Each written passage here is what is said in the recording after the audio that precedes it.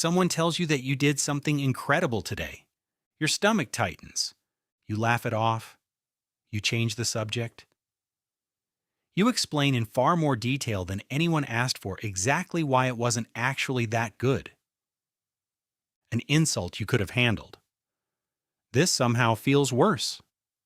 Why would that be true? Praise is supposed to feel good. Your brain is wired to chase it, remember it, replay it later while you're trying to fall asleep.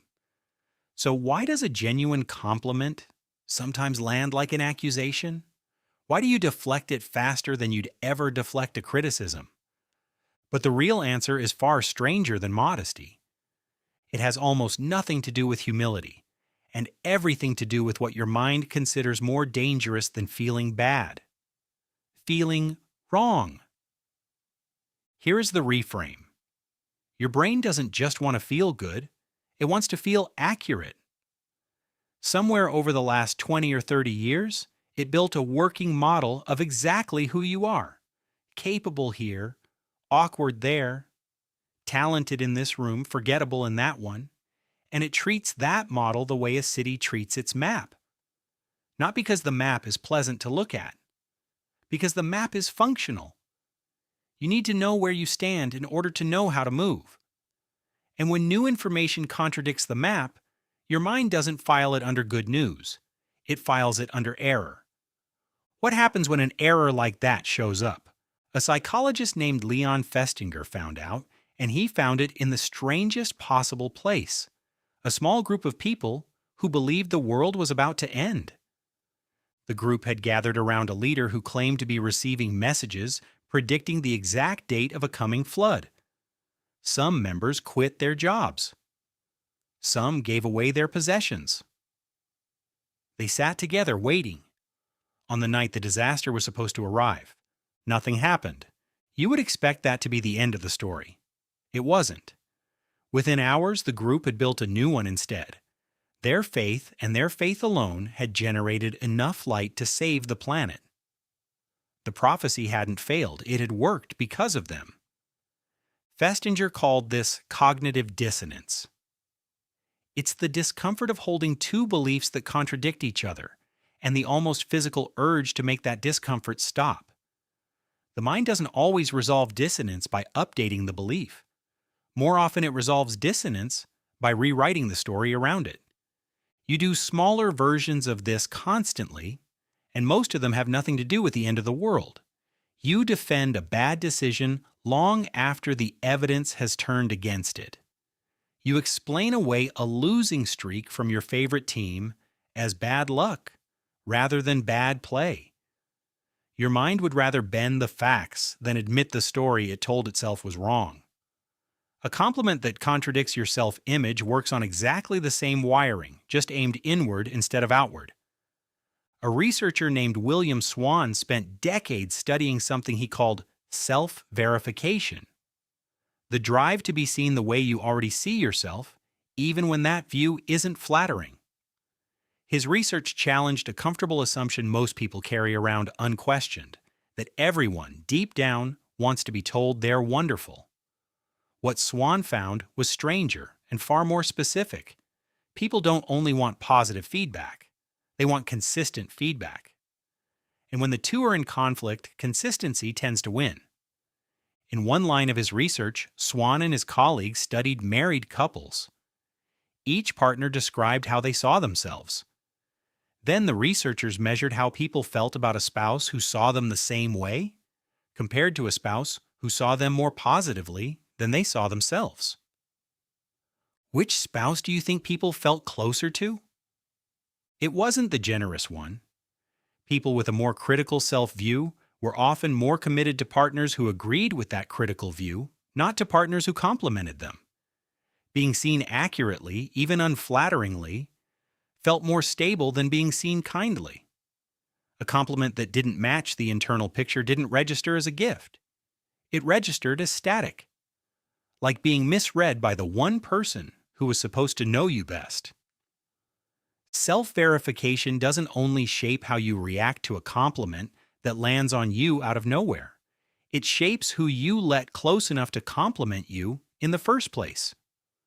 Swan's research found that people don't just tolerate self-confirming feedback when it shows up.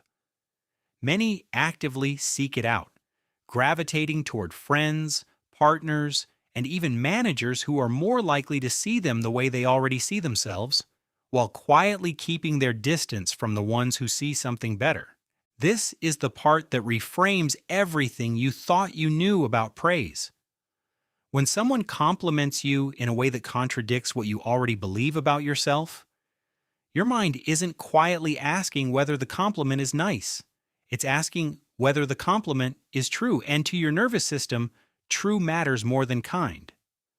A criticism you already expected slides in easily. It confirms the map. A compliment you didn't expect throws the map into question, and now something has to be done about it. What you do most of the time is talk it back down to size before it can cause any damage. Notice what that means. The people who deflect compliments the hardest usually aren't the ones with the least talent. They're often the ones with the most fixed internal picture of themselves. A self-concept assembled early, reinforced for years, and treated as settled fact long before anyone in the room today had a chance to weigh in. You can watch this play out most clearly in the exact place people get praised the most, the parts of life they've worked hardest at.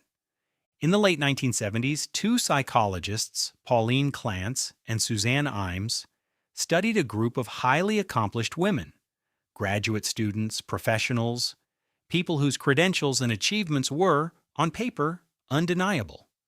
And yet, again and again, these same people described a quiet certainty that they hadn't actually earned any of it, that a mistake had been made somewhere along the way, that eventually someone was going to notice. When Clance and Imes asked these women to explain their own success, almost none of them pointed to ability. They pointed to hard work covering for a lack of real talent. They pointed to luck, timing, an interviewer in a good mood. Anything except the possibility that they were simply good at what they did. Clance and Imes weren't describing people who were secretly underqualified. They were describing high performers whose achievements kept contradicting an internal story that had been written long before those achievements ever arrived. Every award, every promotion, every piece of praise landed exactly the way the compliment at the start of this video landed on you. Not as evidence, but as a problem that needed explaining away. Luck, timing, somebody being generous, anything other than the alternative, updating the map. Have you ever caught yourself doing a quieter version of this in an ordinary conversation?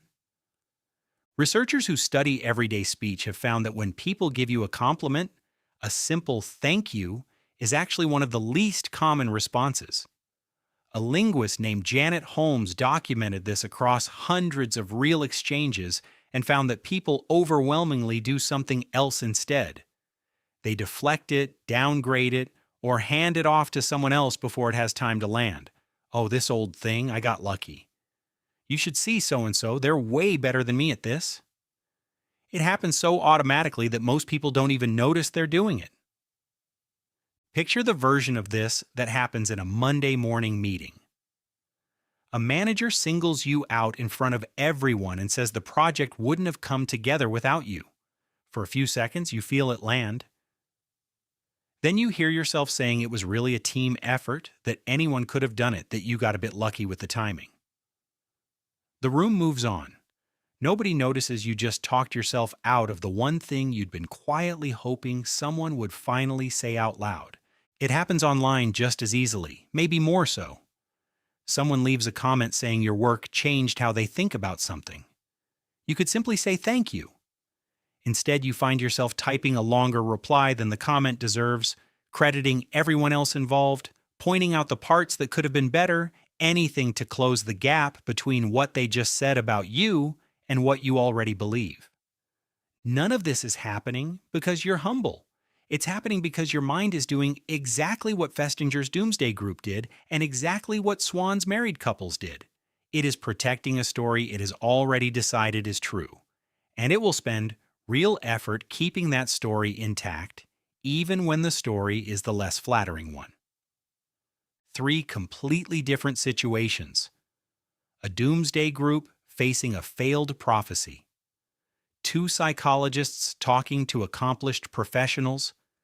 A stranger giving you an offhand compliment today. Underneath all 3 sits the exact same rule. Your mind will fight harder to stay consistent than it will to feel good. Here's where it gets stranger still. This isn't really about your overall self-esteem, the way you might assume. You can feel completely secure in one part of yourself and still flinch the moment someone compliments a different part.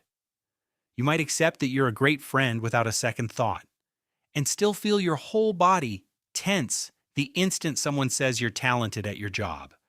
The map was never just one map, it's dozens of smaller ones, built in different rooms at different ages by different people who mattered to you at the time. A compliment only feels dangerous in the rooms where an older map already says something else. A chef might accept without blinking that their food is the best in the city, and still feel a flash of panic the moment someone calls them a great leader. An athlete might know with total certainty what their body can do, and still bristle at being called smart.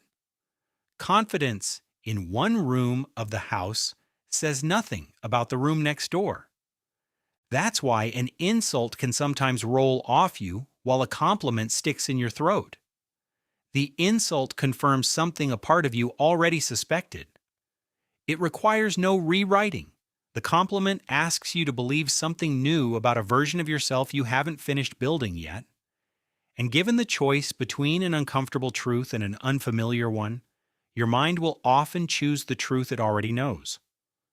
So the next time you catch yourself waving off something good someone said about you, notice what's actually happening underneath the reflex. You're not being modest. You're standing at the edge of an old map, looking out at unfamiliar territory, deciding in real time whether it's safe to redraw the lines. Someone tells you that you did something incredible today. Your stomach tightens. This time, notice the tightening for what it actually is. Not modesty, not humility. Just your mind. Caught for one unguarded second between the person it has always believed you to be and the person someone just looked at you and saw.